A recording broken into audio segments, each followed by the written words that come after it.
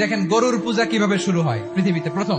বনি ইসরায়েলের এক দুষ্ট লোক ছিল, নাম সামিরি। সে সবাইরে বলল তোমাদের স্বর্ণগুলো ফালাও। স্বর্ণগুলো ফেললো, বনি ইসরায়েলের স্বর্ণগুলোকে গলিয়ে গরুর বাচ্চা বানালো, গোবৎস। জিব্রাইল আলাইহিস সালাম যে জামিনে এসেছিলেন, ওই ফেরেশতার পায়ের নিচের একটু মাটি সে বুদ্ধি করে প্যাকেটে রেখে দিছিল। স্বর্ণ দিয়ে বানানো গোবৎস গরুর বাচ্চার গায়ে যখন সেই মাটি ছুঁড়ে দেয়া হলো, এখন বাছুরের ভেতর থেকে ভ্যাঁ ভ্যাঁ আওয়াজ আসতেছে। কি আসতেছে? সবাই তো অবাক।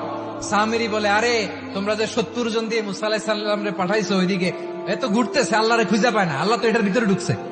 নাউজুবিল্লাহ, এটার ভিতরে সেজদা দাও। এই সেজদা দিয়ে গেল। হারুন আলাইহিস সালাম তাদেরকে বুঝালেন, শিরক করো না, আল্লাহরে ভয় করো।